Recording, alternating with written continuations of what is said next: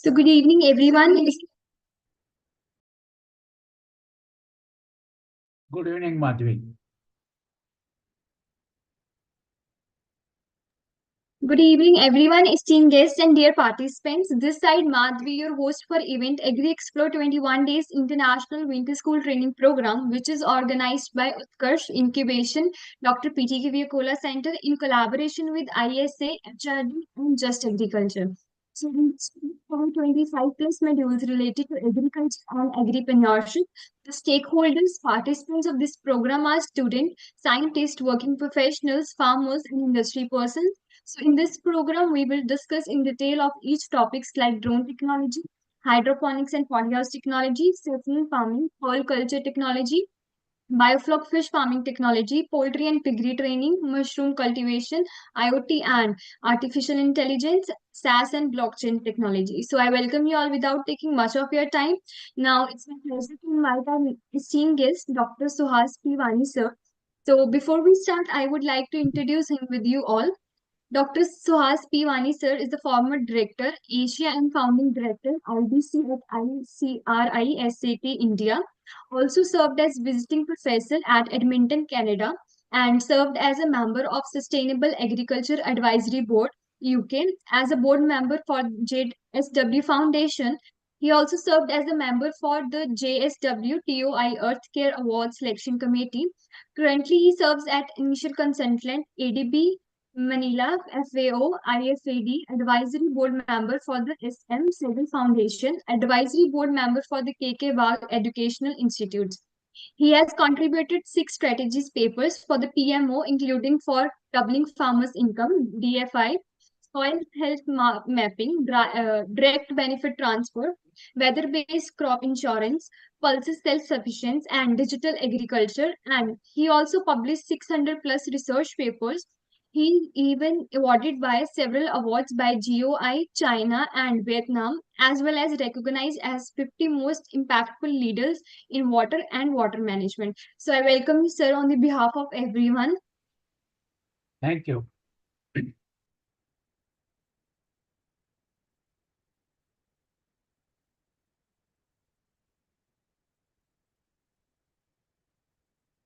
Would I start, Madhvi? Yes, sir, you can continue. I need to share my presentation. Sure, sir, sure.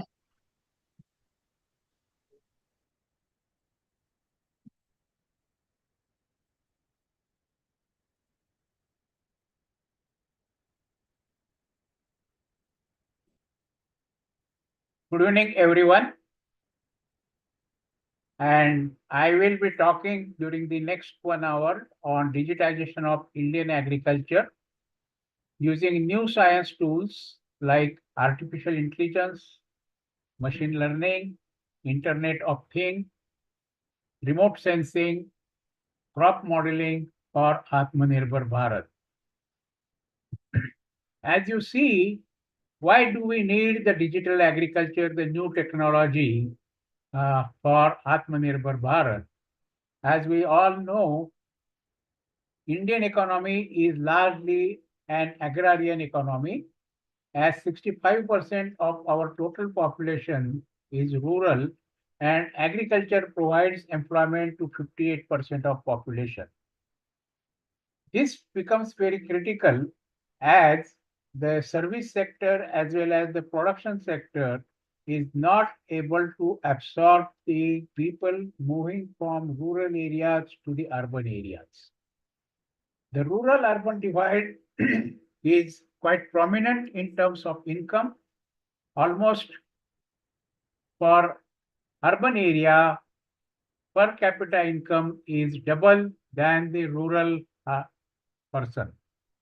The agriculture sector's contribution to the national gross domestic product, that is GDP, is somewhere around 16 to 20%, which was earlier 41% in 1960 and 16% in 2024.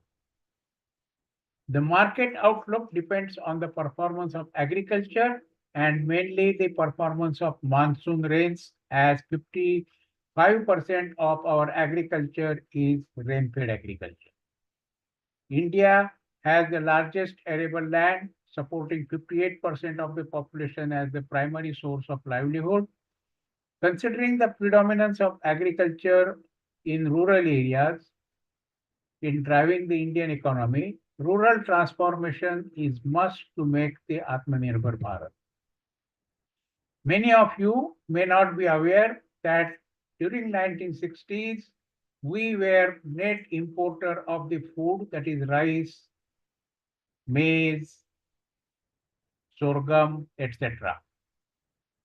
And most of the time we have to wait for the ship to arrive from US as well as Canada. And now we are self-sufficient in food production, particularly rice, wheat, cereals, except pulses and oil seeds.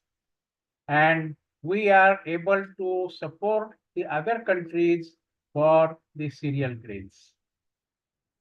Our greatest challenge during the 21st century for sustainable agriculture in Atmanirbhar Bharat is water scarcity. As we know that per capita availability of water has come down from 5,000 cubic meter per annum to almost 800 cubic meter per capita per annum. And once it goes below 1,500 per capita per annum, then the region or the population is considered as water stress population or water stress region. Poverty and malnutrition are quite a lot in India, although government has taken care of eliminating the absolute poverty by providing free grades to the lower income people, but still malnutrition is quite prevalent in the country as such. Our main problem is population explosion, as we have moved from 300 million in 1950-51 to almost 1.4 billion, and India now is the most populous country in the world.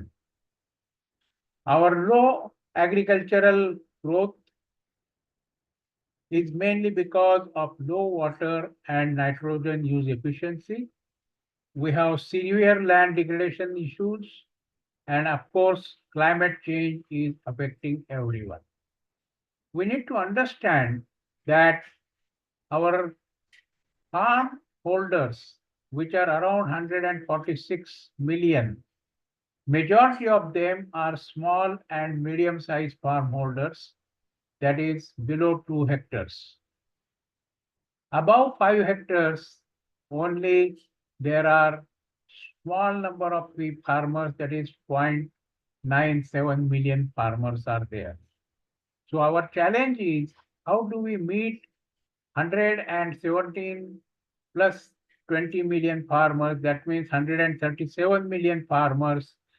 And that's where basically the new technologies can help us. As we have the technologies with us, India can be superpower in terms of harnessing the power of computation, ICT, and other aspects like machine learning, as well as artificial intelligence, etc.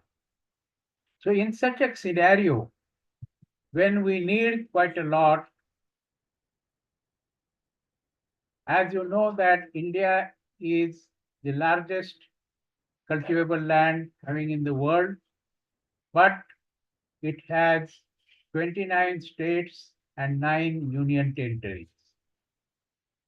And as you know, agriculture in India is a state subject. So anything we have to do, it has to be in such a way that states can decide what they want and what they don't want, so that the approach should be plug in and plug out. Whatever you like, you take it.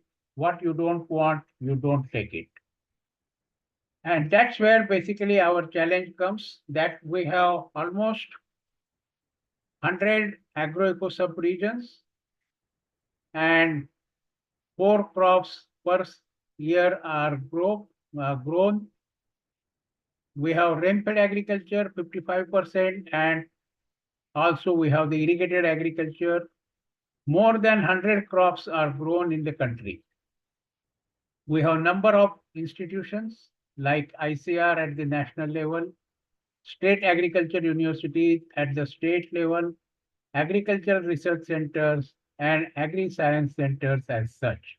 But our main problem is, although India is the largest research community in agriculture as well as the extension, but 59% of our farmers do not get any extension support, and the current government machinery is able to reach only to 11% of the farmers.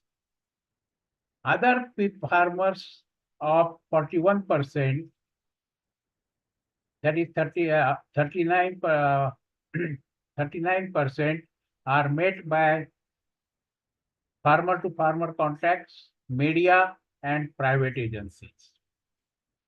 Our post harvest losses are high, and the enigma is the farmers who are the producers of the food get only 30 to 35% of the price paid by the customer due to poor market access to the farmers. And India is the only country, or Indian agriculture is the only sector where the producers doesn't fix the price of his or her produce. Even the small pin produced by the industry, they decide the price of that pin, not the customers. Here, someone else decides the price, and that's the enigma we need to overcome that. And that is mainly because of smallholders who have no negotiation power for the big players, the intermediaries, the wholesalers, etc. as such. Climate change is at our doorstep, and the institute in Switzerland, have worked on the planetary boundaries. If you look at the planetary boundaries which we have crossed in 2009, they were only three. By 2015, we have crossed four boundaries, and by 2023, we have crossed six boundaries across the globe as such. And that's where we are feeling the burn of the climate change in terms of dry spells, severe winters, heavy rains, long dry spells, more typhoons, etc. And that's where our main challenge is, that how we can make the agriculture sustainable, resilient to climate change, and also improve the livelihoods of the farmers who are in the rural areas. As we know, the small farm holder grows more than 3 to 4 crops in a season, and his income from the crops is only 30 to 35%. Another 30-35% income comes from the allied sectors like poultry, poultry, and so on and so forth. And 30% comes from the services which he or she renders during the off season. So imagine if the farmer has to listen or get the information from the app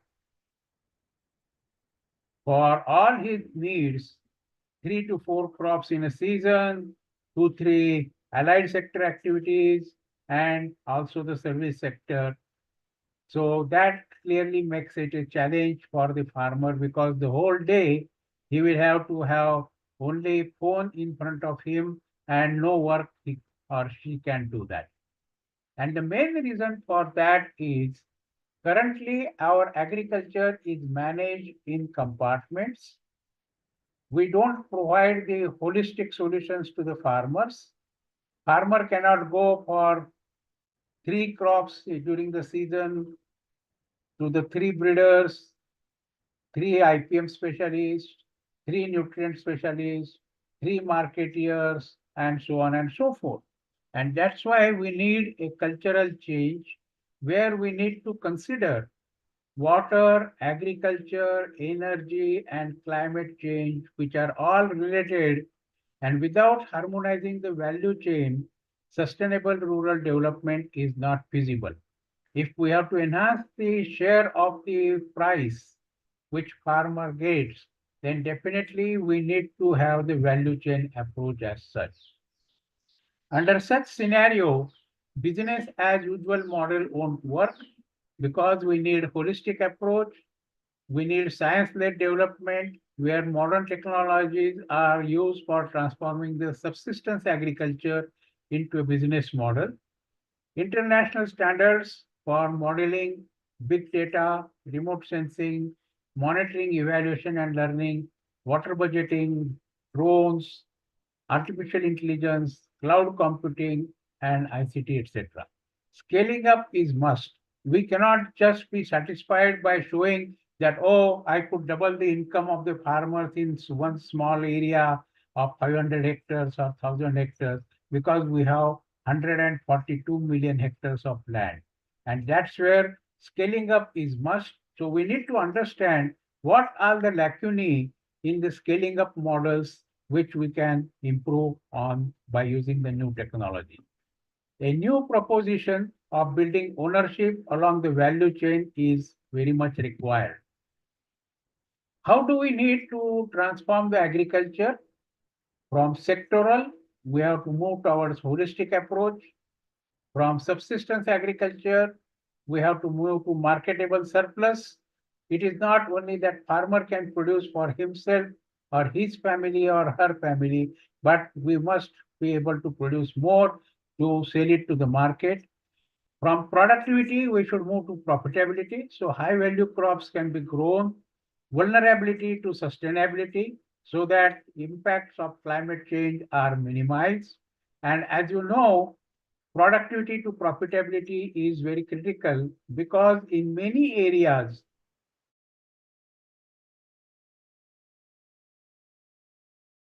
water guzzling crops and our godowns are full, as we know that the godowns of government of India are stocking up wheat and rice, which is sufficient for 3 years, which also results into post-harvest losses because we do not have that much storage. And that's why we need to cut down our emphasis on producing rice and wheat as well as sugarcane. For example, in Maharashtra, sugarcane area is only 4%, but more than 60% of water withdrawal is by the sugarcane. And that's where we need to avoid these crops, which are not basically giving more income to the farmers, because as you know, sugar is produced in Brazil where only the rainfed sugarcane is grown. And that's why government of India has allowed the sugar factories to convert directly into alcohol and sell it the alcohol to the government so that they can add to the petrol and product the import bill for the petrol can be minimized. And that's where we need to bring in the consortium and working together of agriculture, horticulture, sericulture, animal husbandry, dairy, fisheries, private corporates, agriculture marketing, research institutes like ICAR, State Agriculture University, etc. together. And that is very much lacking. As you know that in many of our departments, the next table person doesn't know what the his or her neighbor is working on. And that's why we have to overcome this sort of challenges. So we need to basically agroecoregion based climate resilient market oriented agriculture. And if we have double the farmers income as promised by the Prime Minister of India, We need to enhance the productivity, reduce the post-harvest losses, and increase the profits. For increasing the profits, government has promoted farmer producer organization so that the problem of small farm holders can be overcome. Cooperatives, self-help groups, warehousing, and cold chains need to be constructed. Reducing the cost of cultivation is very critical. Value addition through value chain approach is very much required. Market linkages and market-led production has to be done. What market needs, that we should produce, not what we want to produce and market seek the market later. That way the farmers are not getting any benefit as such. We need to minimize the risk, and for increasing the productivity, we need to bridge the yield gaps. As you know, that our yields, although we are surplus in food production, our yields as compared to the developed countries or even China are far, far less, and 2 to 4-fold lower incomes we are lower productivity we are getting for our crops, which is achievable under the given agroecological situation, that is the rainfall, water availability, type of soil, etc. We need to do the crop intensification. For example, there are almost 12 million hectares of land which is left fallow after cultivating the rice, and that can be happily used for pulses production. And I will tell you later how we have done that. Crop diversification with high value crops we need to do. Basically, we are importing fruits and vegetables that can be as well as oil seeds and pulses. So we can produce that more, and that's what government is trying to do, that promote the higher minimum support price for the pulses, oil seeds, as well as millets as compared to the rice and wheat as such. So that way farmers' income can be enhanced. But our agriculture is very complex. Although we are the largest producer of pulses, milk, tea, spices, cashew, and jute, and second largest producers of rice, wheat, fruits, vegetables, sugarcane, cotton, and oilseeds, our yield levels are quite low. More than 100 crops are grown in 60 soil types and 100 agroeco sub-regions in India, covering 28 states and 9 union territories in 687 districts and more than 6 lakh villages. Considering the vast canvas of agriculture for production, soils, weather, agroeco sub-regions, water availability, water quality, market linkages, financial institutions, producers, processors, consumers, etc., we need to harmonization of all these services for achieving the income for the farmers as well as improving their livelihoods. To check the quality of data before getting on the unified platform for the country, for the state or district or mandal level, village level is daunting challenge but very essential. There are hundreds of platforms providing compartmental solutions to the farmers at present. However, not much impact on the ground as farmers need holistic solutions for their complex problems, and we work mainly supply driven solutions rather than the demand driven solutions. The farmers experience learning from the agriculture is not considered as valuable as compared to 6 years of education in the college or 9 years of education in the college. If we think we are the experts, but the farmer knows what is required and what is not required, he or she will not spend the time on your agenda rather than we should try to meet their agenda, what they want. Basically, uh, to meet the need of transforming Indian agriculture, there is a need to develop a novel, scalable business model, keeping apart our inhibitions, egos, individual expertise, and superiority. If you look into the worldwide, Nature has published in 2020 the whole volume on why poverty is not reduced. And there, the same reasons have been given that many of the times scientists don't want to work on the farmer's field. They want to have the solutions which are supply driven, but not the demand driven. And they want to work in isolations and so on and so forth. And that's where basically we need to bring in the change.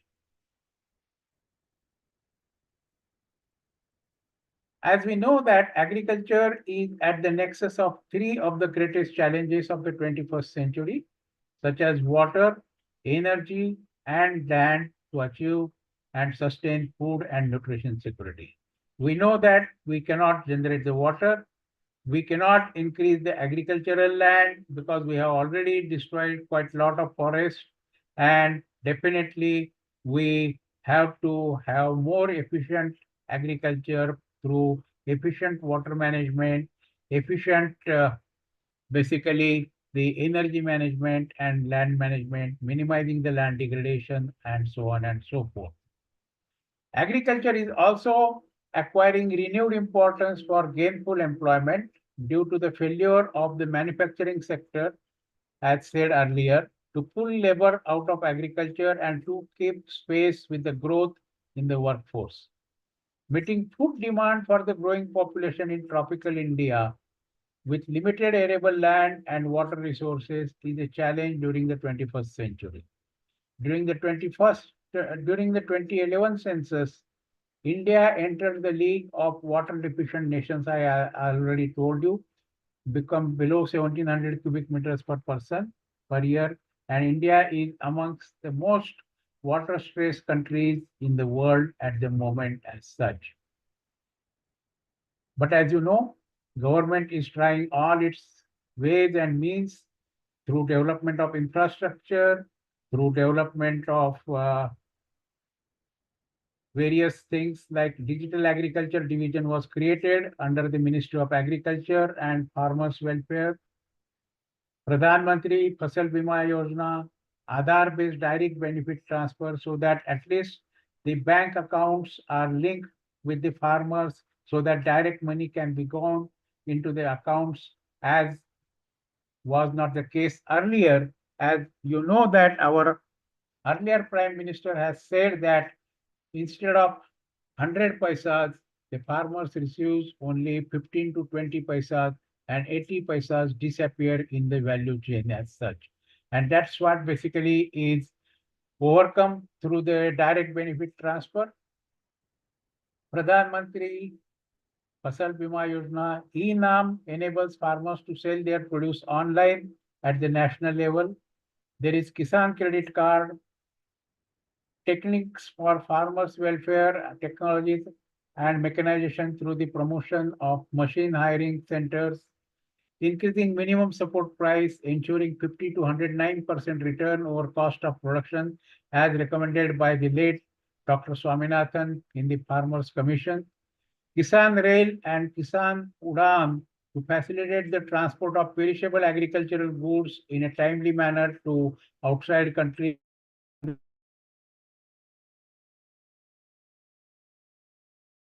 district one product initiative bypassing intermediaries,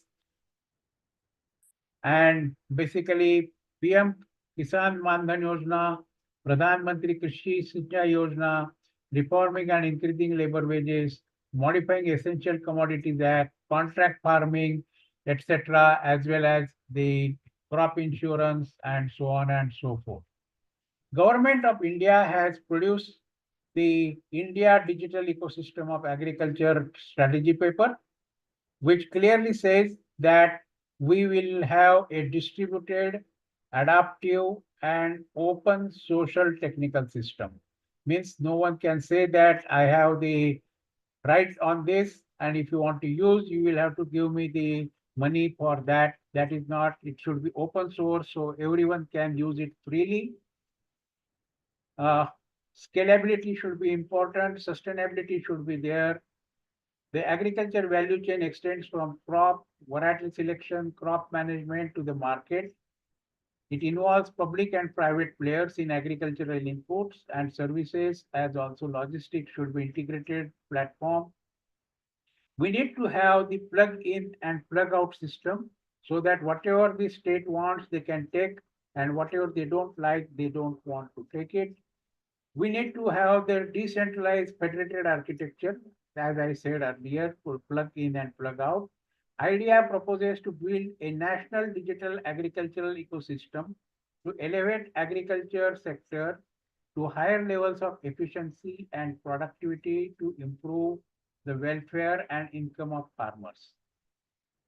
Ecosystem thinking is there in the idea, building block approach, API based, open, open national profitability, participatory design, and promote innovations.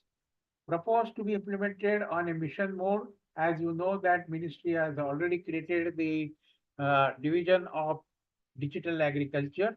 Adoption of a holistic ecosystem approach, as we have discussed earlier, and these are the constraints of digital agriculture application in the country.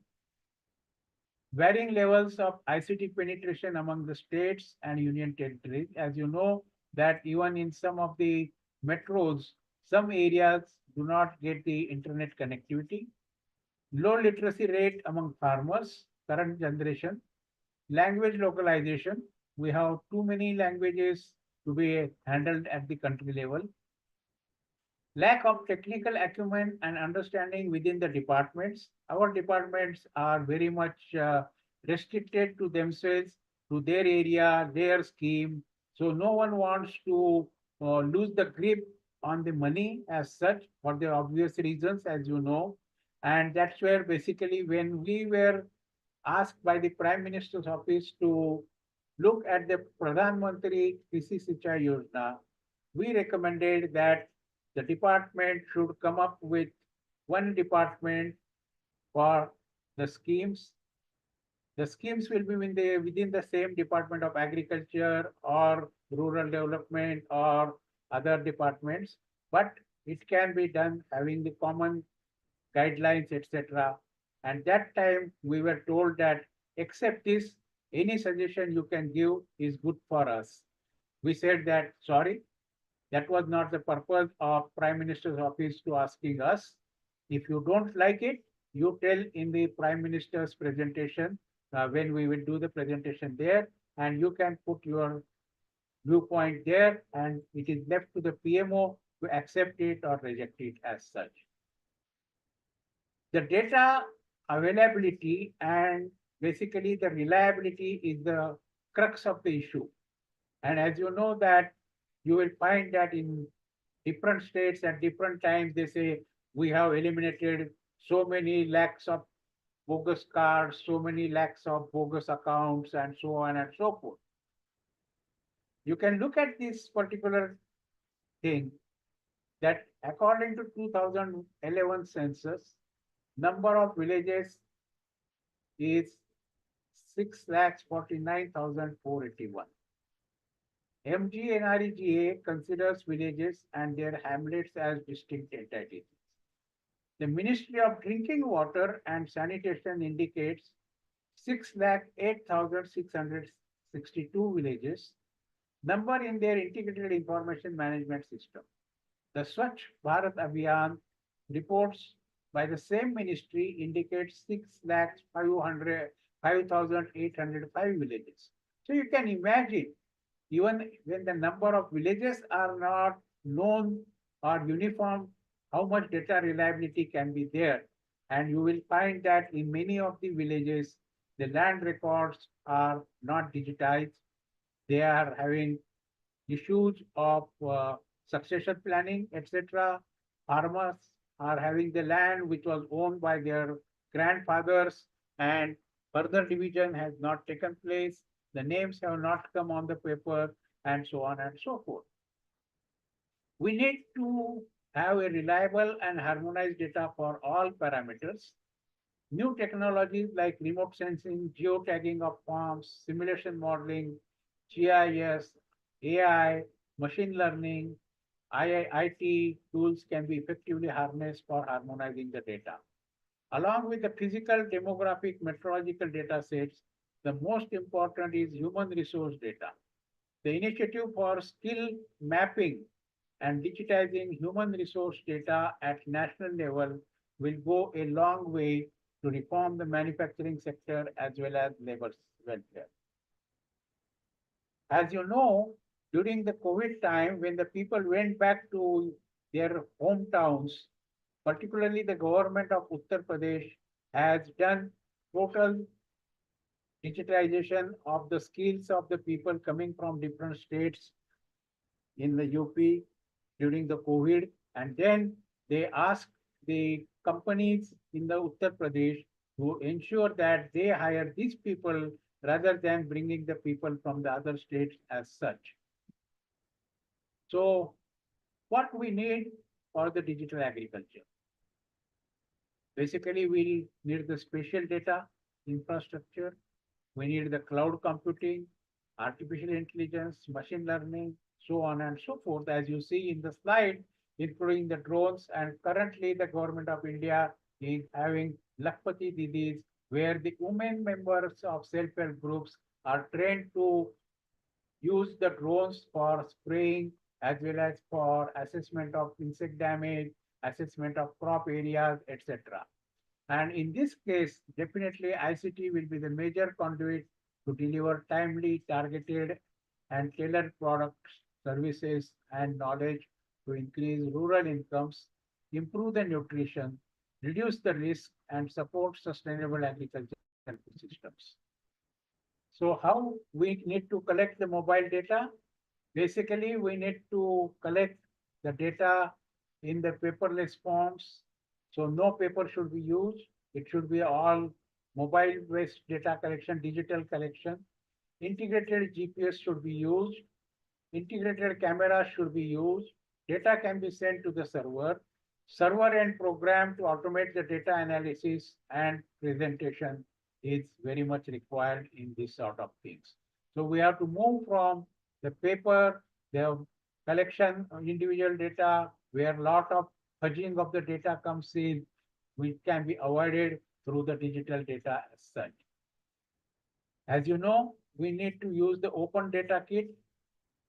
It has to be basically build the XLS or XML form using the open data, collect the digital data, then aggregate, and then basically we can deliver the better, faster, and cheaper services for increasing the smallholder farmers' productivity, providing gains in poverty reduction, nutrition, education, and savings. We need to transform the Indian agriculture. That is the mission India to transform from, as we have discussed earlier, subsistence to business models, science-led knowledge, mechanization, efficient use of resources, market-led diversification, value chain approach, and so on.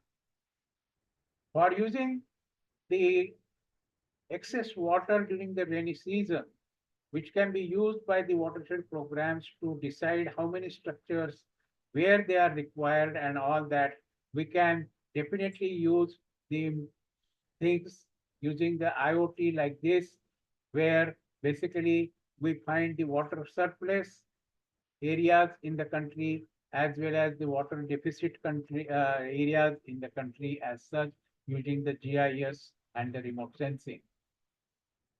For climate change, we need minimum 30 years of data, and that can be done using this sort of information which are available. And this clearly shows that from 1971 to 1990 to 1991 to 2004, lot of changes have taken place in the country. Semi-arid areas have increased by 8.45 million hectares in Madhya Pradesh, Bihar, Uttar Pradesh, Karnataka, and Punjab. And all these states are the granaries of the food for the country.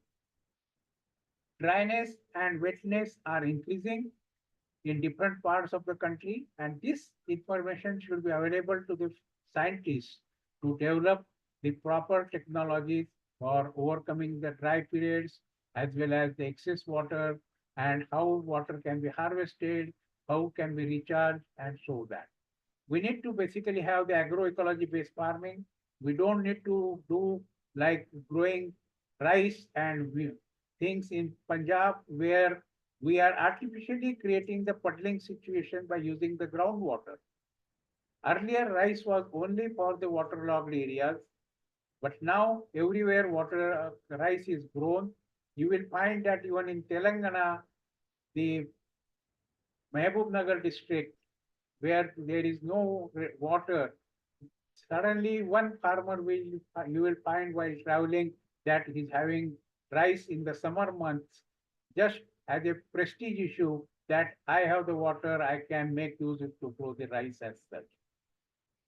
We need to use fewer resources to produce more food, and for that, government has started enhancing the MSP of millets and pulses which need less water.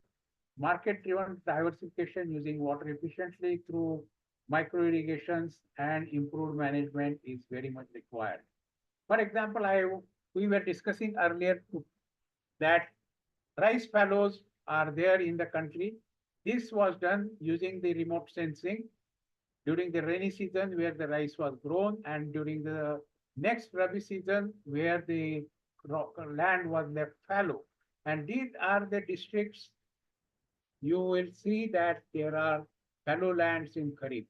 Using the artificial intelligence as well as as well as the remote sensing, we can identify the areas out of 12 million hectares which are having good moisture in the soil so that the pulses can be grown without any irrigation as such. And that's what one of the use basically it is. We have worked in India, Nepal, Bangladesh, and Pakistan, that is Indo-Gangetic plain, and definitely priming the seeds with water, sodium molybdate, and rhizobium before sowing, improve crop establishment and yields by 40 to 60%.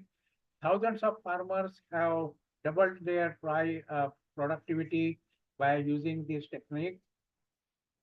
For example, in a crop like groundnut, farmer does not know when to sow the crop because his knowledge or her knowledge is based on the earlier years as such. Earlier, as you know, that we were sure that by 10th of June, most of the southern India will have the rains, monsoon rains. But now what happens? In the month of May, we get the short rains. Farmers think that the season has started. They go ahead and do the sowing. And then in the month of June, there are no rains. The crop suffers, fails, and they have to undertake the sowing again. For example, in groundnut, 50% of cost of cultivation is because of the seed value. And if that crop has to be resown, you can imagine the fate of the farmer in that. And this is what we try to develop the sowing app by providing the information only to the farmers when the intervention is required. Not that every day you send the messages and farmers don't look at that. So basically, farmers were waiting for the messages to come, and for that we use the soil data, we use the weather data, we use historical 30 years weather data, what sort of changes have taken place, and based on that we calculated the soil water balance, and then based on that sowing period was communicated to the farmers. This we did with the help of the Microsoft, Aware from America, COIA NGO joined the hands with the farmers, and you can see that they didn't lose the crop, but their crop yields were increased almost by 30 to 70% by adopting the sowing advisory as such. We have used the ICT in agriculture in the big programs like Bhuchetna in Karnataka, as well as uh, basically in the Andhra region using the for Raitu Kosam by developing Krishi Gyan Sagar, Krishi Vani on the phone, showing that app, etc. And we train the village ladies basically to use the tablets for recording the data, for communicating. Then with the help of the uh, ladies, we could show the goods, videos, what farmers have adopted so that that became the extension service as such. And irrigation, scheduling, for example, our job, farmers' understanding is more water, more crops. But it doesn't happen. You give more water to the crop, there is more loss of fertilizers, waterlogging is there, roots are deprived of oxygen, results into the less yield as such. So by growing the crop, using the soil information, weather information, how much rainfall was there, when the farmers had irrigated the crop, etc., we could come up with basically a system where the farmers can be told in the simple language that if you have 5 horsepower motor, 2-inch outlet pipe, then for 1 acre you need to run the motor for 2 hours or 2.5 hours like that. And in this table, you can see that with the calendar based system using the drip or furrow, as well as water impact calculator based system, drip or flood irrigation, you can see that without losing any yield as such, with less application of water, we could get more productivity per unit of water. That example, 18 kilograms per hectare per millimeter of water as compared to 14 in flood irrigation, and without calendar and with calendar based system it was 9 kilograms or 13 kilograms with the drip using the system as such. We can also use this in the watershed programs for assessing various informations. And as such, we know that before 10 years back or 15 years back, the moment watershed officer changes, the commissioner or director, whoever it might be, uh, the records of the watershed developed in the states were not available. When you go, they will tell you, I don't know what have been developed and what have not been developed. And the reasons, obvious, what were the reasons for that sort of thing.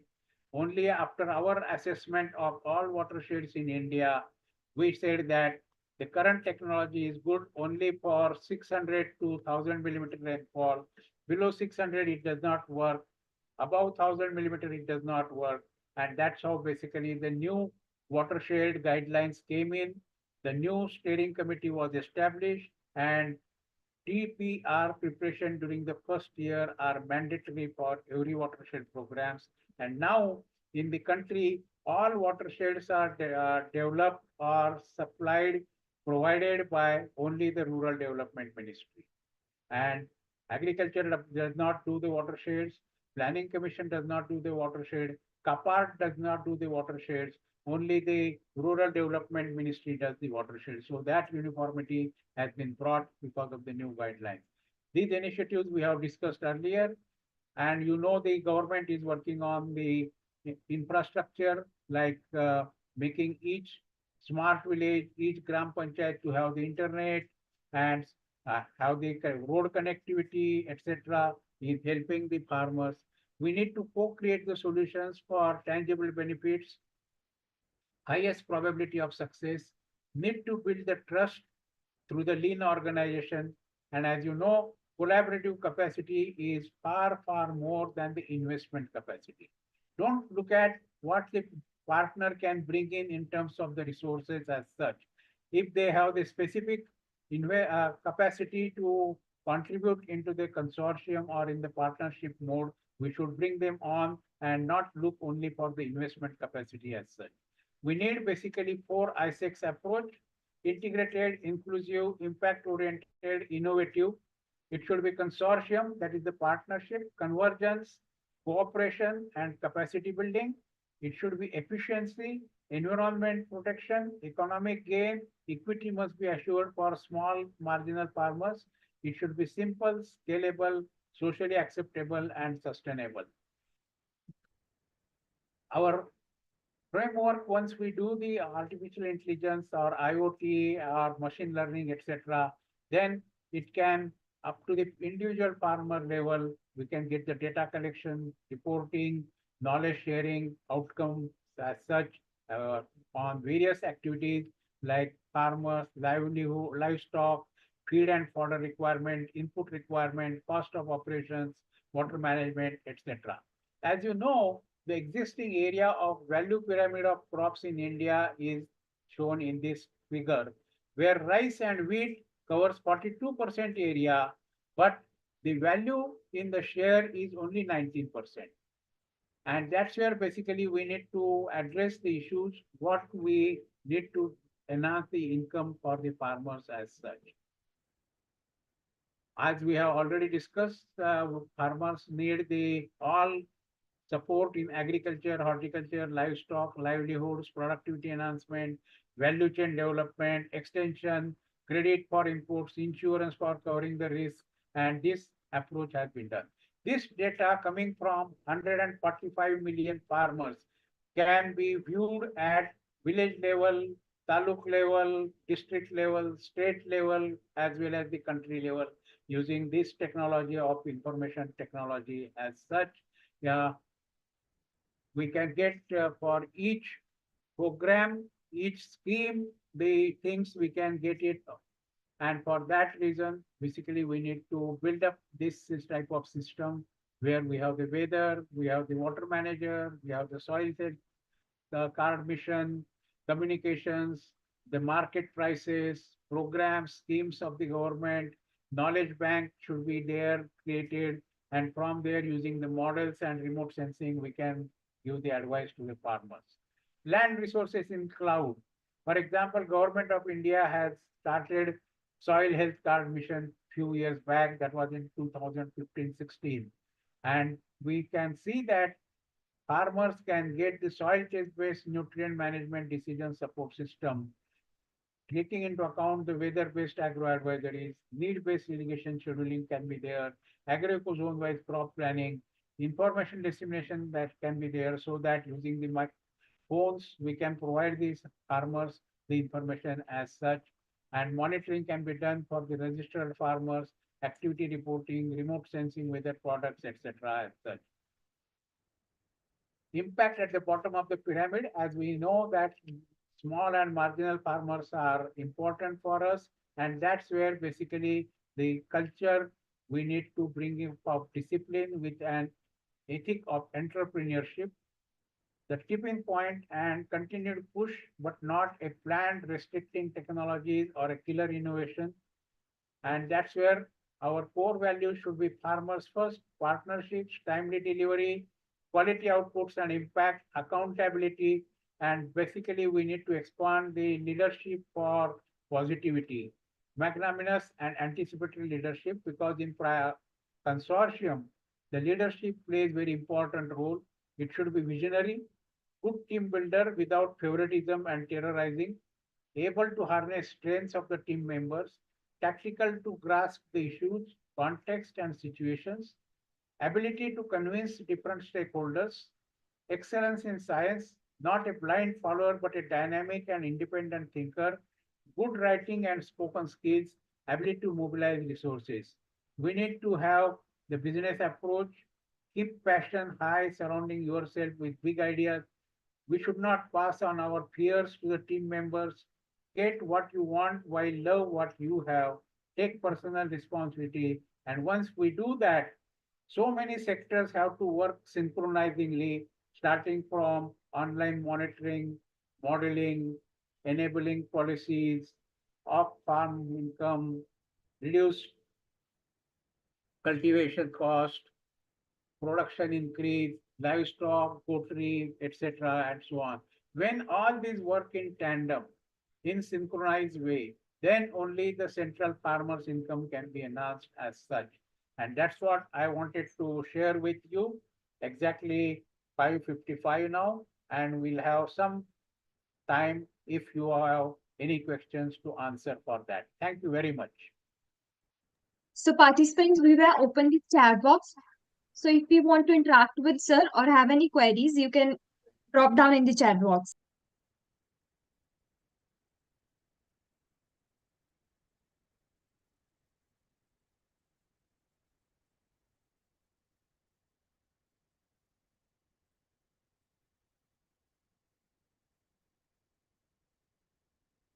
No?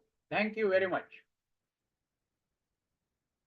Sir, I think they are all satisfied with your lectures. So, on the behalf of everyone, I just want to say thank you for joining us today and giving your presence and sharing your insightful and informative sessions with us, sir. I can see in the chat box how the participants are thanking you. Okay. So kind of you. Thank you very much. Thank you so much, sir, for joining us.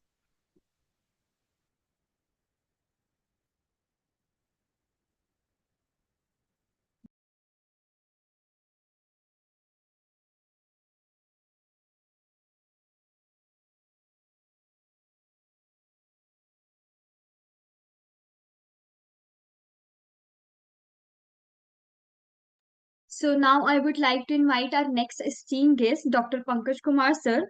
So before we start, I would like to introduce him with you all participants. A very hardworking and ambitious individual with a great passion for the education sector, and he is committed to continuous learning and professional growth to make a meaningful impact on advancements in veterinary physiology.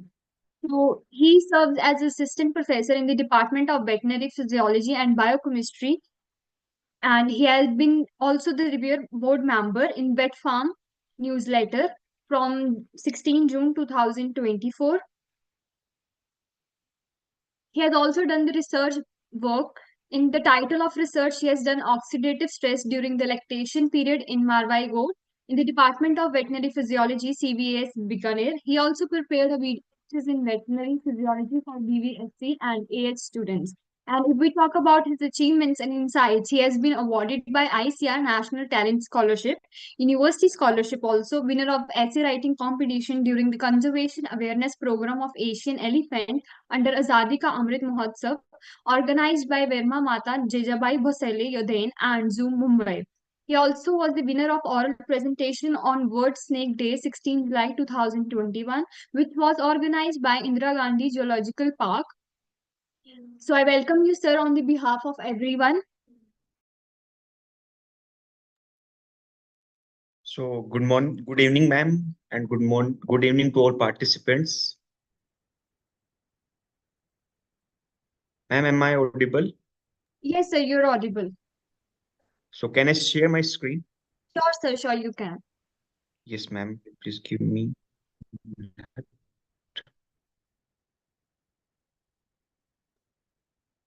Ma'am, is my screen visible? No, sir, not yet. 1 minute.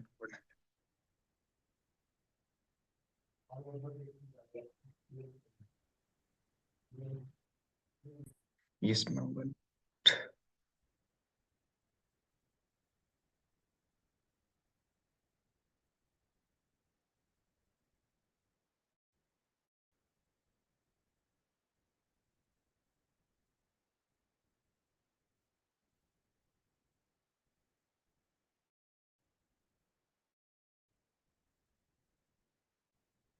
Ma'am, is now screen visible?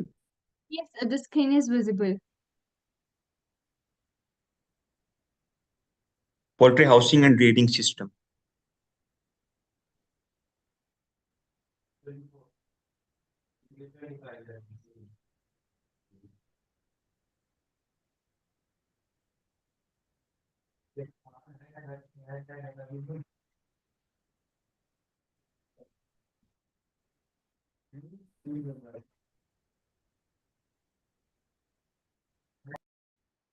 Ma'am, can I start? Yes, now it is visible that you can continue your session, sir. Hello. Yes, ma'am. So, participant, my today's topic is related to the poultry housing grading system. So, I'm Dr. Pankaj, assistant professor in Department of Veterinary Physiology, Biochemistry in Saurabh College of Veterinary Science, which comes under Rajwas University, Bikaner. So now the principles of poultry housing. So it is related in order to protect birds from adverse weather to ensure the and economical operations because all the things are concise at one place to ensure scientific feeding in a controlled manner. In today, the commercial poultry industry is related to scientific feeding to facilitate microclimatic condition in near vicinity birds. So the climate condition according to its metabolism which is required, and for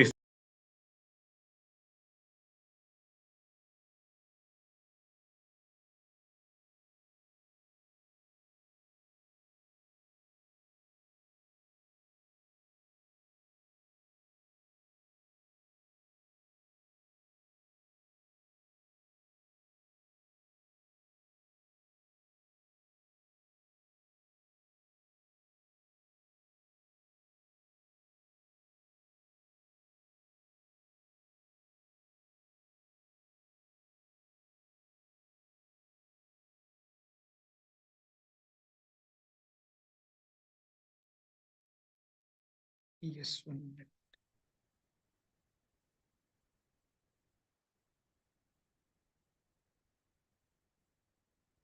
Hello. Yes, sir. Oh, Shrimati.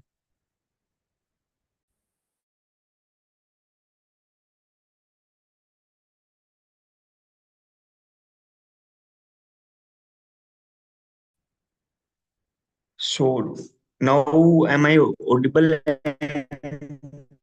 Yes, sir, you're audible, but your voice is breaking. Visible, ma'am? Yeah, PPT is visible, but your voice is breaking, sir. 1 minute. 1 minute, ma'am. Let me change my location.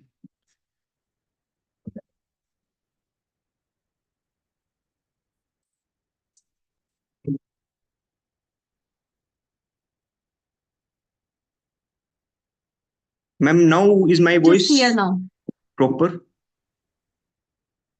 Yes, ma'am.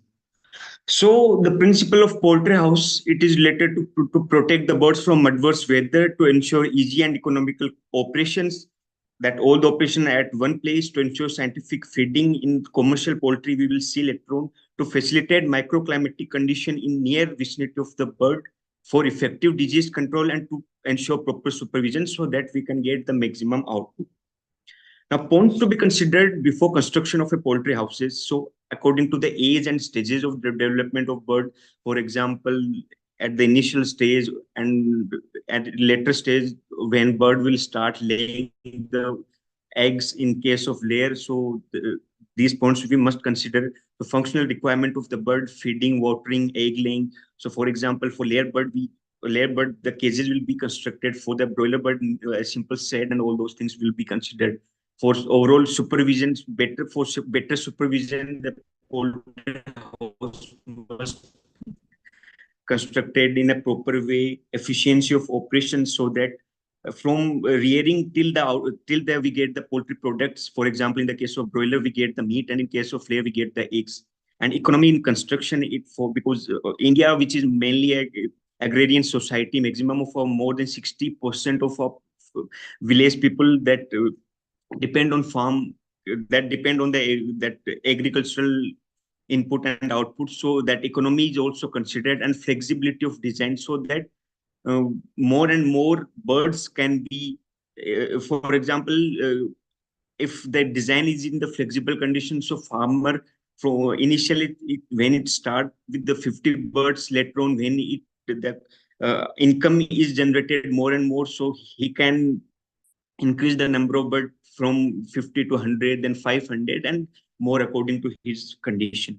So the systems of poultry rearing are extensive system of free range system, or sometimes it is also called as backyard poultry, semi-intensive system and intensive system. So semi-intensive system is a mixture of extensive system and intensive system.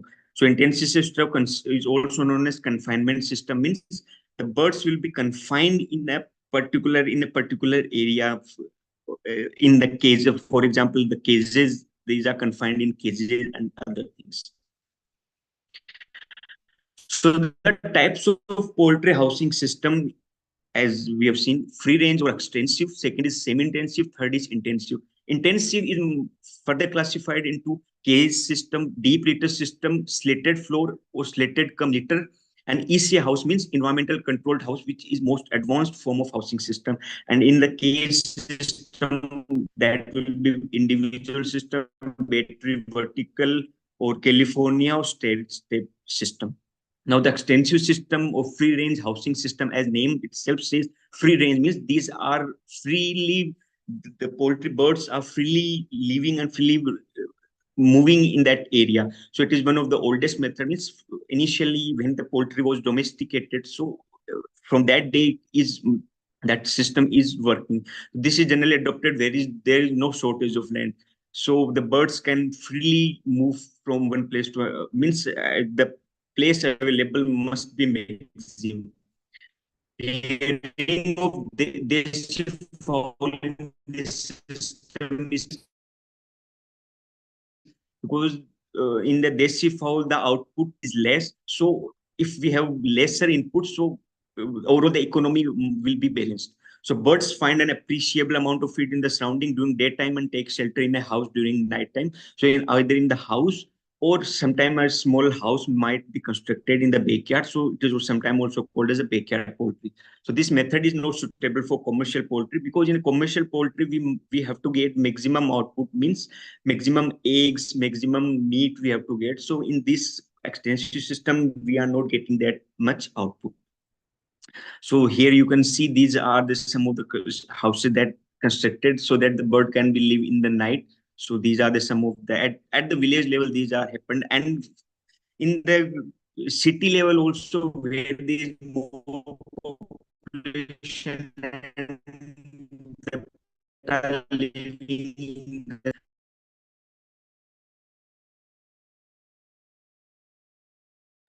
So your voice is they not clear. use It is breaking in generally between. adopt this type of system for an extra income. So this is one of the housing system that help in the extra income of. Yes, ma'am. Now my voice is audible, ma'am, properly. Yes, it is audible. Hello, In between, it is breaking, sir.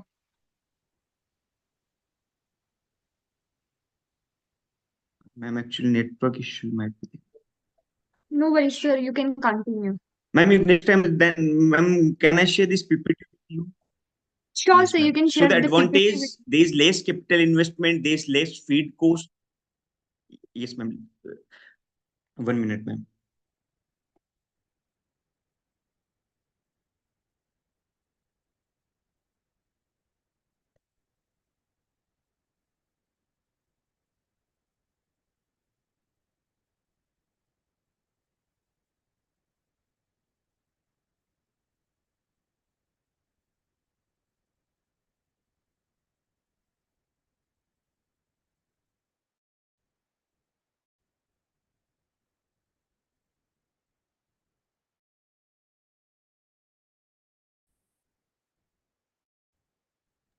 So you can send it afterwards also after the session if you want.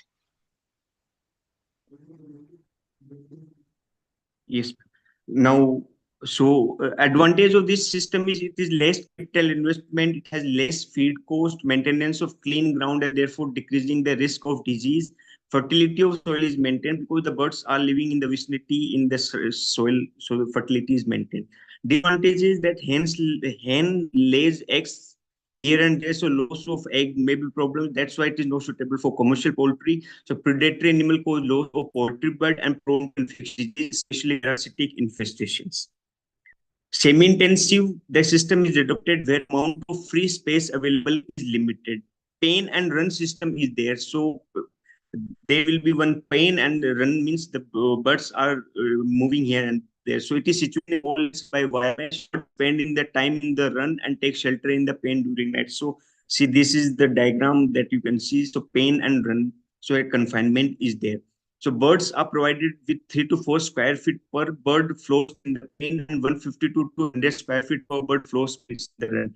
In practice, the run is divided into two houses and pen built at the center because we can effectively utilize the space. So the runs are alternative. Each half of run is rested while other is in the use. So during the resting period, the run is dressed with lime to avoid falling and deterioration of the grassland. So uh, in the remaining 50%, in the half of the run is treated with the lime, and when it is utilized, then in the next, the other half is utilized. So the diagram you can see here. So advantage, it protect against predatory animal because see a confinement is there. So predatory animals such as dogs, which is one of the biggest problem, is the one of problem that is increasing. Second, the bird get opportunity to move in the fresh ground because the pen is divided, it is divided into different halves. High cost of fencing, need for cleaning of litter in the ground. So litter cleaning of the litter and fencing cost generally added. So now, fold unit system, which is also a type of semi-intensive system, is a system where a small portable house with a run attached is used so that bird can make use of the run during the day and house at the night. The unit is moved on new area of clean grassland daily. Because of the daily moving of the unit, house should be strongly built and not too bulky. So folding unit, as you can see, it can be moved from one place to other place. So it will help. Advantage will be there that the soil fertility will be increased. So the easy movement, some fold unit are fixed with wheels. Tractor may be sometimes be used to move the units daily. The birds should be provided with 1 square feet space in the house and 2 square feet in the run. And the folding house measures 5 feet wide and 20 feet long is suitable for 25 birds. So advantage, birds are safe from predators, no expensive fencing, and land remain reasonably free from parasite and improved by manuring. And a disadvantage, labor cost, feeding, watering, and egg collection need more time, and this system is not successful where the land is hilly and undulating, means not the land is uneven, not a plain surface. Now the intensive system, in this system birds are confined in poultry houses or cages and do not have any access to grassland at all. Capital outlay is high, but protection is usually high. In the intensive system of poultry rearing, high attention must be paid to the feeding of birds by providing complete ration since they are not able to eat. In consist of three types: deep litter, wire or slated floor system, and cage system. Now the deep litter system, you can see the diagram. The first one, when the birds were not placed, and second after when birds were housed in this place. So in this system, birds are totally confined to the house and are not given opportunity of running out in the open. Different litter material of organic nature and capable of absorbing moisture from litter can be used as bedding material in the poultry houses. So generally the husk, rice husk, and these materials are used as a litter material. Litter material means the bedding where the birds will be the bedding material on which the birds will be living in this deep litter system or this house. So advantage, less land is required, easy and economical, large scale operation. So a large batch of birds will be used, easy supervision because all the birds are in front of our eyes. So scientific feeding, that will be for the initial birds, then in the later stage, according to the scientific feeding by the in the poultry industry or the poultry scientists have suggested, so that scientific feeding can be practiced here. It increases the manure value because we might have seen that in these the manure of these poultry birds are used in the agricultural farms. Vitamin B2 and B12 are made available to the birds from litter material by bacterial action, so it will be an advantage. Now, disadvantage, higher incidence of bacterial and parasitic disease if the litter is wet. So the time to time the litter, the most important thing in this um, litter system, deep litter system, is that the problem of weight of litter is much more. So this we have to see. This problem we have to address at most priority. Generation of ammonia out there is poor litter management. So see here, management litter problem is more the main problem in this system. So maximum tolerance level of ammonia is 25 parts per million for the birds. So broodiness is a problem. Broodiness means generally the female birds lays egg and they generally sit on those eggs, so they generally have the problem of broodiness in this system because a large batch of poultry birds is there, so we cannot sometimes we cannot see each and every bird that it is giving eggs or not. So the hen generally sit on those eggs and it have this problem of broodiness and higher cost for litter material. So litter material cost is generally higher sometimes, so it is one of the disadvantages. So Now, slate system of housing. So, see, slate is made in this housing system. So, there are two type of slate system: completely slate system or around 60% slate system. So, in the first type of slate system is all slate system. Then 10%, 100% slate area will be there. Floor raised with wooden slate. Slates are the wooden pieces of 2.5 to 5 centimeter wide, placed 2.5 centimeter apart, running throughout the length of house. So slates are placed 3 feet above the ground level to allow accumulation of the dropping. So in the slated floor, the floor with slot made up of wood or iron rods are provided with small interval to which dropping falls down. So these slate are generally constructed in this house. So advantage is less space requirement per bird, no need of litter material because the birds will sit on those slate, and then the because bedding, this slate will be used as a bedding material. And manure handling is easy because these are collected. The dropping of the poultry birds is collected underground, and increased sanitation and less diseases are there because the birds will be in the less contact with its droppings, and as there is no litter material, so disease issue will be easily addressed. Now disadvantage is initially higher cost will be there because we are constructing the solid floors. Once these will be constructed, so there will be lesser flexibility, and any spillage of feed is lost through floors because with the when the poultry excreta is removed, with that that feeding material is also removed, so there is a loss in the spillage of feed, there is lost in the poultry feed. Now the slate come floor, 60% will be slate area, 40% will be litter area, floor raised with the wooden slate, so 60% the slate area is there. In this system, a part of floor area is covered with the slate. The filter and waters are arranged in both slate and floor area. So advantage, no chance of litter-borne disease, easily collection of dropping. Disadvantage because we are constructing the sled, so it is costly. So see the slot at the left side, we can see that bedding material, litter material there, and on the right side, where these we were able to see the more birds, that is a sled area. Now, the cage system, rearing birds in cage is more scientific than under litter system, which is soon becoming obsolete and outdated. So the cage system is becoming more and more popular. So in this system, the cages allow the bird to stand and sit comfortably. With the steep rise in price of land and increasing construction costs, poultry farmers are changing over to the cage system. So you can see the cage system, and generally cage system is used in the layer birds. The layer birds because the collection of eggs is easy here. Advantage is minimum area of land. We can construct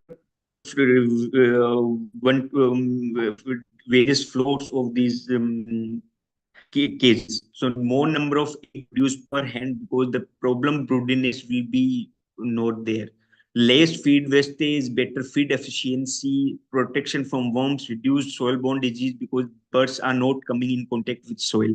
So disease outbreak can be prevented by earlier detection, clean egg production, easy to cull and productive birds because each bird is assigned a particular area. So if we are able to, that bird are not giving any eggs, so we can remove them and productive bird. Versus like egg eating and kingdom, so egg eating will be not there because these are not having any contact. The birds will not have any contact with their eggs. So broodiness is eliminated, less rubber will be required, and no need of litter tail because the birds are confined in the egg that cages. Disadvantage investment cage construction investment will be there, high incidence of cell breakage because when the eggs will be when eggs will be fall on the that cages, then sometimes the shell breakage or egg breakage. Now cage layer fatigue is a problem which is mainly problem in the caged bird with lameness, in which with these are unable to stand properly. It might be due to the phosphorus and calcium deficiency, but exact cause is not known till now. Types of cages, one is California cage, second is battery cage, third is flat deck cage. So these are various type of cages, but mainly the California cages are most popular. These are most popular. So these are various type of cages that are popular. Now raised platform cage system. So platform is raised. So as you can see here, water, food, turf, and everything is available because the water is there, and feed trough must be there, and egg trays are there so that the eggs can be collected easily. So this, in the limited land supply, in the limited availability of land, we can easily get more and more output from these eggs. Now the poultry house layout and design. Different type of poultry house, brooder house, grower house, according to the at the age, what age these are there. So brooder house or chick house at the age of 0 to 8 weeks, grower house at the 9 to 18 weeks of age, brooder come grower house between 0 to 18 weeks. So both brooder and grower house are there combinedly. Layer house, because the house from 18 week onwards, these, because but start laying after the 18 weeks. Now the breeder house in which the breeder male and female from that eggs are used, and that eggs will be sent to the hatchery, and from there we get the newborn. Now the broiler house used to keep broiler from 0 to 8 weeks of age, and this generally this weeks are reduced as more and more advancement is there. Now the cage house generally for the layer birds, and controlled house is out in this, and it is maintained such a way that is optimum for bird rear in the shed. So internally a fixed temperature will be maintained, which doesn't affected by the external environment, which in the that environment can be if external environment is variable, it will not affect the internal environment. Might it be externally the rainy season or cold season or hot season, it doesn't affect. So out of poultry farm, that it must, the different farm buildings in a poultry farm must be constructed at a proper position in site, which is highly essential from viewpoint of disease prevention. The site should be fenced in all sides to prevent trespassage of stray animal or human beings. There should be only one entrance with proper gate large enough for a truck to enter easily. Truck that all the material, that feed material and all are that are supplied to the farm, necessary, all the things that are necessary. Sales counter, storehouse, and office should be situated near the entrance of the farm to minimize movement of people around the poultry shed. So sale counter to sell the eggs or the live bird or the meat of the broiler birds. So for that, sales counter, storehouse, and office, these are generally constructed near the entrance of that poultry farm. Poultry sheds should be constructed after residential quarter, maintaining a minimum distance of around 300 feet, and east to west direction should be there. Between the distance between two sheds should be 35 feet. Disposal pit and 6 rooms should be constructed only at the extreme end of the site. So disposal pit are for disposing the dead birds, and so extreme end of site, so that there is no infection that is transmitted from birds from that dead bird to and live birds. So shed east to west direction should be dead. So this is a typical size of or height width that of construction of the house. So center height will be 12 feet, 4 feet will be overhang, 9 feet will be 3 feet will be the base, and above the 3 feet, 1 feet will be the wall will be constructed. Above 1 feet, 9 feet will be the fencing for the house so that proper ventilation is maintained, and 4 feet will be overhang to prevent the rain and sunlight. And central feet height from this basement, it will be around 12 feet. So this is a typical diagram of a poultry shed, which we can see overhang and middle and all those things. Now, the construction of poultry house, size of poultry house for the layer bird, floor space requirement for 0 to 8 weeks, it is 0.75 to 1 square feet. For 9 to 18 weeks, 1 to 1.50 square feet.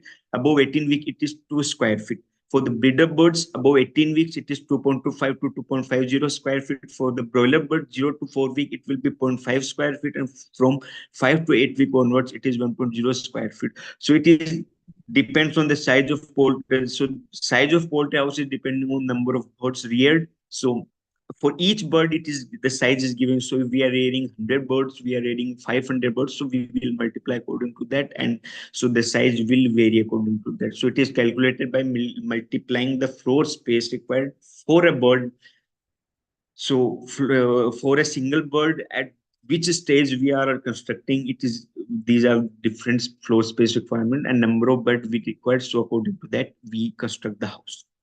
Now, the width, the open-sided poultry house should have width of not more than 22 to 25 feet in order to allow ample ventilation and aeration at the center.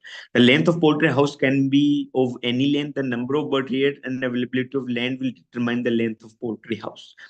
So the length, as we have discussed in the earlier, that the flexibility is also an important thing. So according to its availability, if number of birds are reared, so the poultry house must be flexible enough to accommodate more and more birds, and we can construct or we can increase the size of that poultry house.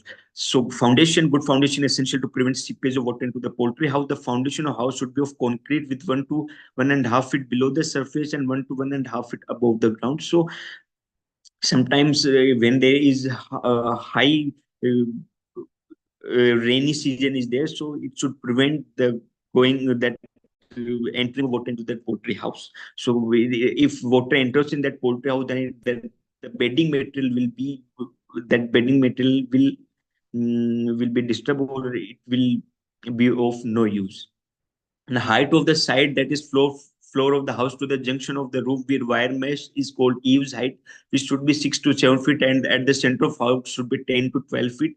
In case of multi-tier cage system, the height should be more than 12 feet. Overhang of the roof should not be less than 3.5 feet in order to prevent the entry of water and water into the shed. Now, the different type of roofs are gable type, shed type, full monitor, half monitor, offset gable. So for tropical countries like India, half of full monitor type roof is useful, whereas for temperate climate, gable roof is useful. So you can see the gable type of the roof, which is more popular in our case, in our country. You might have seen this poultry house. So gable type is most popular in our case, in the tropical countries like India. Now, floor of house is generally of three types: solid floor. The solid floor should be dry, rain-proof, and durable. Different type of flooring material like clay with concrete border, cement, concrete can be used among many type of flooring material. Concrete floor is more satisfactory because they are easy to clean, durable, and rain-proof. Second is slated floor. In a slated floor, the floor with slot made up of wood or iron rod are provided with small interval to which dropping falls down. Advantage: less space requirement because slates are constructed. Increased sanitation, no need of litter material, manure handling is easy, as we have seen earlier. So at disadvantage because higher initial cost, less flexibility in use of building, and any spillage of it is lost through flows. Now, the advantage: less space required per bird, no need of litter material, manure handling is easy, and include. Now, the slate come later flow mixture of slate system plus litter system. In this system, a part of floor area is covered with slate. The feeder and water are arranged in both slate and floor area. Now, the doors. The door must open outside. It is preferred to have single door than double door. So whenever in the entry gate, then there will be the extra space we need, so this overall space will be decreased. At the entry, a footpath 1.5 feet to 2.5 feet to half foot depth should be constructed. It is usually filled with the disinfectant solution, generally KMNO4, so that whenever we get entry, so the disinfection must be a key feature, because biosecurity of the farm is a must, one of the most priority things.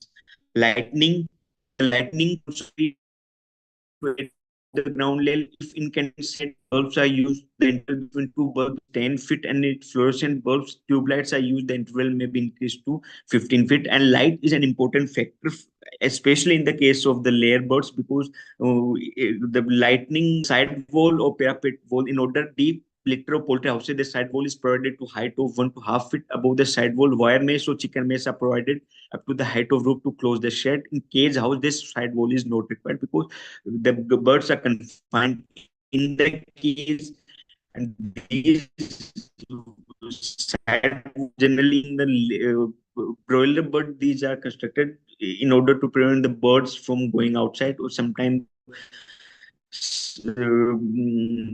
wild animals are also prevented with the help of these side walls. Now, the most advanced EC house or environmental controlled house for the poultry production that we are going to see. Of two types. First is completely closed house, which is practiced in the temperate region, and tunnel ventilated house, which is practiced in the tropical countries like India. Now, the environmental controlled house, as you can see, this house is completely closed. And the environmental control means the environment which is necessary for the poultry bird, either the broiler bird or the layer bird, what is needed, that can be controlled. Humidity can be controlled. The poultry bird generally are tolerant to minimum range from 18 to 22 degrees centigrade is the temperature that poultry birds generally can that have the efficiency to give the maximum output. So the broiler bird will give the meat, and the layer bird will give the eggs that are required. So the according to the name, so internal environment of house is controlled, not external. External environment can be high rainy season sometimes and high cold. The weather fluctuation is there outside, but inside this how this environmental controlled house or EC house control the temperature that is required for the optimum efficiency of body physiology. Now, the ECH principle or environmental controlled house principle, when internal mode, fresh air enters the house via inlet. So, ventilation system, why we are discussing, because in our country, such in the tropical country, that this ventilation system is generally used. So, if there is comfortable air outside, the ventilation system will be kept off, so the fresh air enter. So, and this cycle moves. So, fresh air is pulled through the houses in longitudinal direction by means of high performance fans. So this is so-called displacement ventilation at minimum energy consumption. Now the fresh air enters the house on a large scales and displaces the stale air without mixing with it. Uniformly higher air speed of 2 to 3 meter per second at bird level.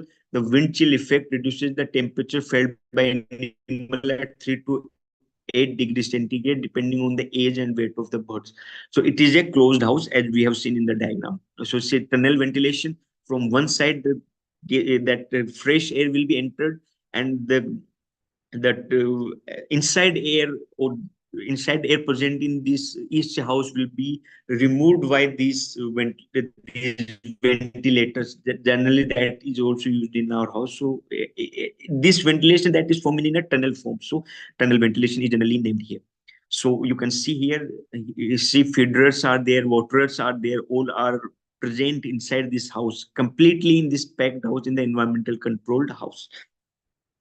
So here you can see environmental control six tire kit battery case with feed silo. Feed is sent directly to farm with outside. See silo are these vertical erected structures where the feed is there of these birds.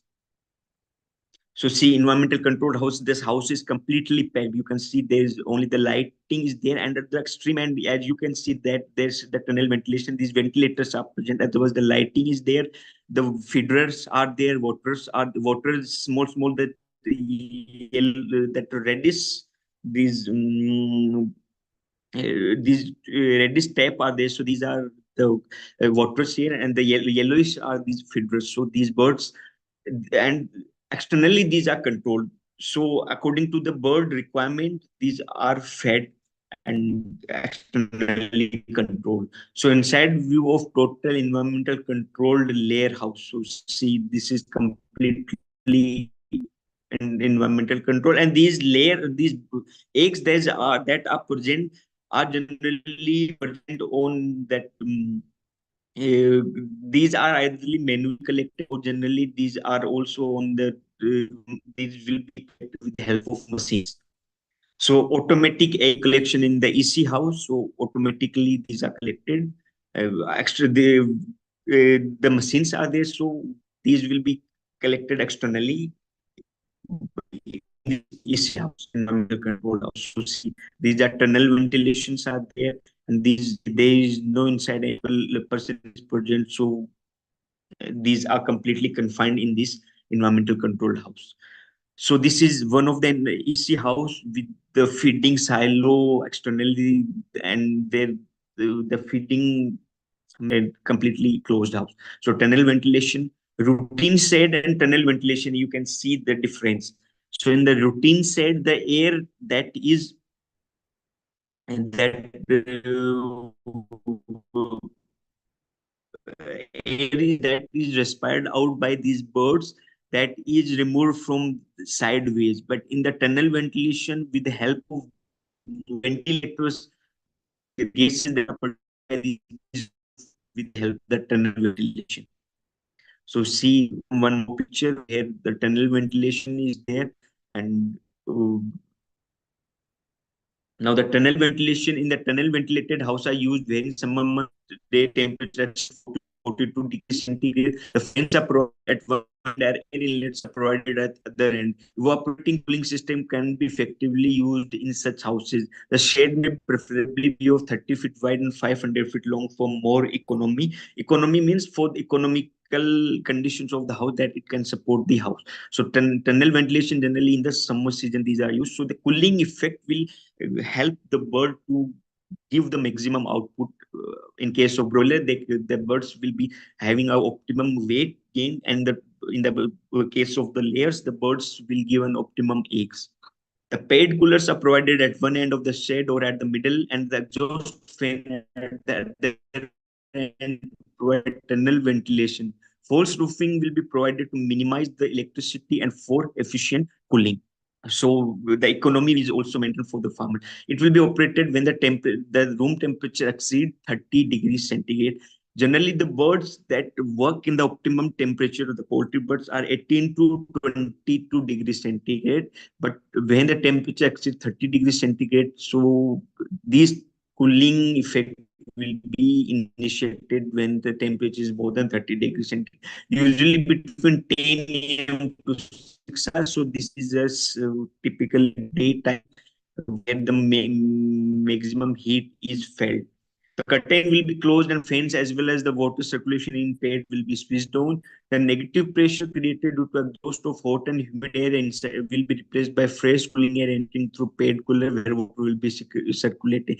Actually, in the night, or what we said that the side curtains that when these side curtains are closed, then only these effective cooling will be there, and in the night the curtain will be raised, and the temperature is maintained. Generally in the summer season we see.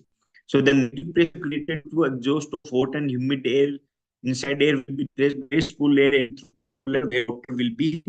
It will break the effective length to set to other and boost out the effectiveness of this cooling system depend on the relative humidity RH. So the humidity is the most important factor for the optimum physiology of the poultry birds. So the humidity of poultry shed is an important is most important. Now the advantage of the EC house, it is having higher stocking density, almost double than the normal feed conversion ratio. What is feed conversion ratio? For that a poultry bird eat to gain the 1 kg weight. In case of broiler bird, and if the amount of feed that poultry bird is eating to give one of eggs. So the with lesser feed that will be able to produce more meat instead of meat and eggs. So meat quality will be better, productivity and health will improve because the temperature is according to the mortality are reduced. Mortality temperature fluctuation is there in for example in the in the hot season temperature is higher, so that's the motive. So as the environmental control, how the environment is controlled, so the motility will be reduced because the temperature that is required for the poultry bird is present in that poultry house, that EC house.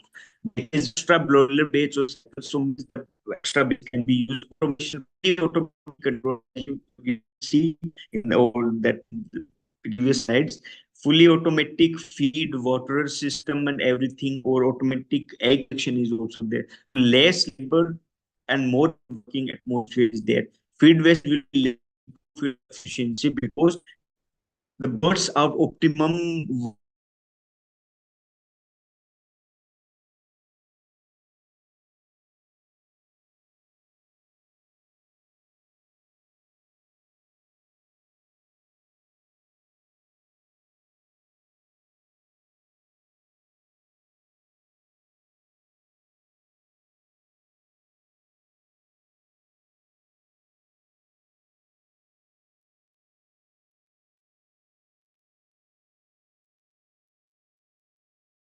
so ma'am, am I audible?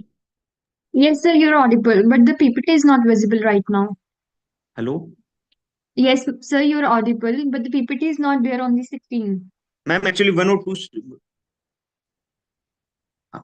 only 1 or 2 slides are there, then only precautions and something these are there. That Okay, sir. Okay, no otherwise the worries. PPT is completed, ma'am. So, is ma'am? Yes, ma'am. So advantage the feed wastage less and improved feed efficiency is there. Medication cost is less, so because the base lesser mortality is there, lesser birds that are the health is improved, so medication cost will be less.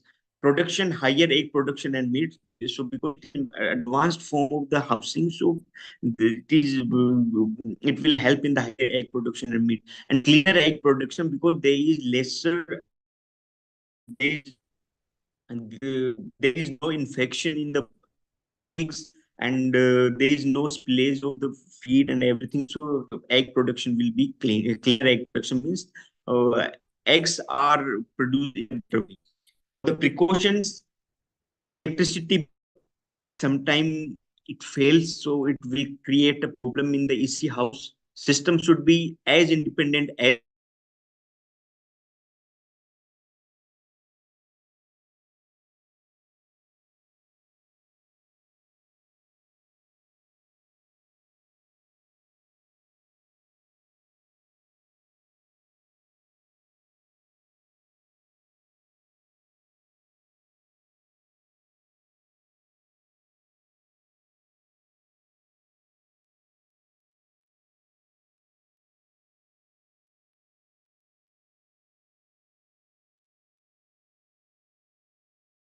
system should be independent as possible so that the electricity is properly utilized, monitor board comfort and conditions regularly, installation under the roof or above the ceiling is necessary, and modern reduce management but do not the need of a good manager. So, good manager is needed, although the management labor time is reduced. A constant electrical supply, higher investment, shrinkage laws, more once exposed to outside environment must be hot, dry, not hot and humid.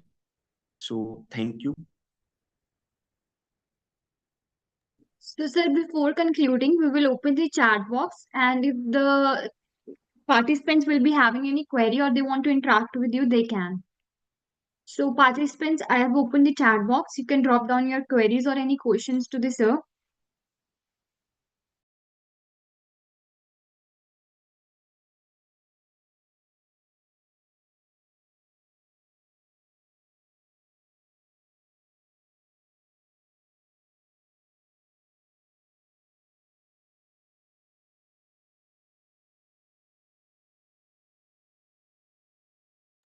So, participants, if you have any query, you can drop down in the chat box.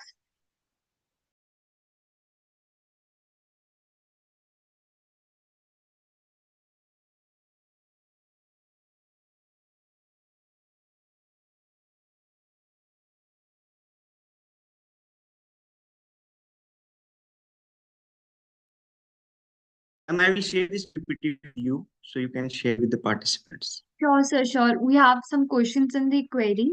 Like someone is asking, Yes. most of the people are vegetarian. If I start a poultry farm, is it good enterprise for me?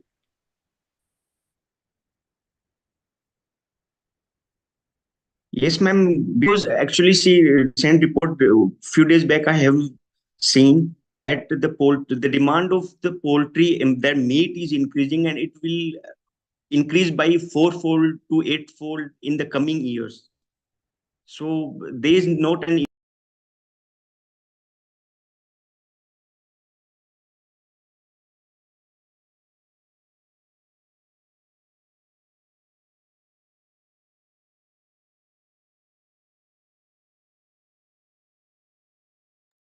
And sir, our next question is Manisha is asking, sir, what is feed conservation ratio in environment control type?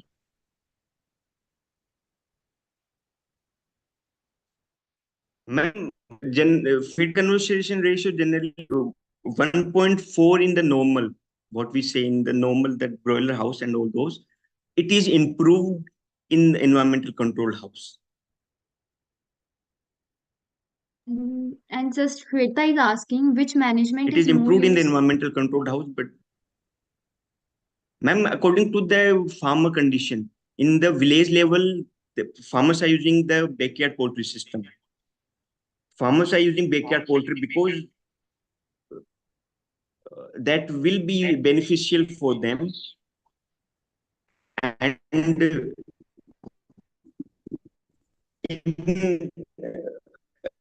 the farmer is well enough economical, then he goes for this case system and all those. So according to the condition of farmer. And sir, Salesh is Yes, ma'am. asking vacation schedule for birds. My vaccination schedule that I will share complete with broiler bird, layer bird, different share that I will share with the participants. And sir, someone said, good afternoon, everyone. Dr. Pankaj, thank you for a wonderful presentation.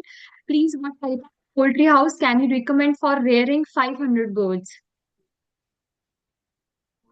Ma'am, but for what purpose they are rearing, for broiler or egg? I mean, for meat or egg? And next, Vendu, sir, please send the notes for egg production in poultry from the follicle to egg laying. Sorry, ma'am. Shivendu wants to ask, sir, please send the notes for egg production in poultry from the follicle to egg laying. Yes, ma'am. I will share. You just send this note. I will share with the participant. Sure, sir, sure. And the last Yes, ma'am. question we can see is how can poultry farms prevent disease? When poultry farm, biosecurity is one other aspect. If you say I will take that material also, biosecurity is one other topic completely. That is also a last topic that we can discuss. So mainly what I've said, that at the entrance gate, that foot bath must be used and minimum human contact must be there, and proper vaccination and proper sanitation, and these must be there. So biosecurity is one another complete topic, which by that we can see the detail, we can get a detailed knowledge on that topic. So that Mr. Henry asked that for layers, what type of poultry house can you recommend for rearing 500 birds for layers? Ma'am, cage housing will be the best for the layer birds.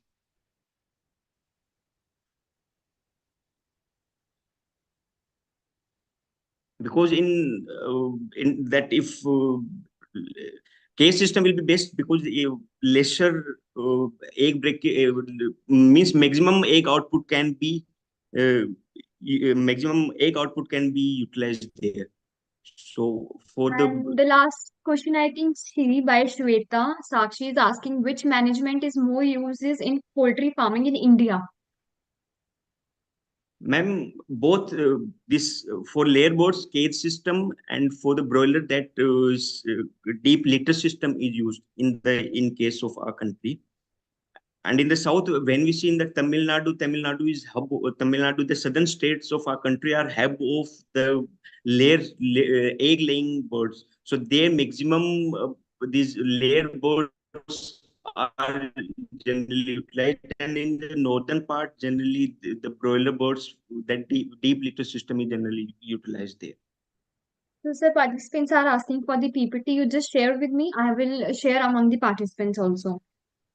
So, sir, before we concluding this session, I just And want to ma'am, the say topic thank also you. named there, that topic. Yes, ma'am. Sure, sir, sure, you can. So, sir, before concluding, I just want to say thank you for sharing your delivering such an insightful and informative session regarding poultry, sir. Thank you, ma'am. Thank you so much, sir. Can I leave So, meeting, ma'am? participants, yes, sir. This is the end of the session, sir. So, participants, Thanks. you may leave now. This is the end of the session, and I will share the PPTs among all the participants when I will get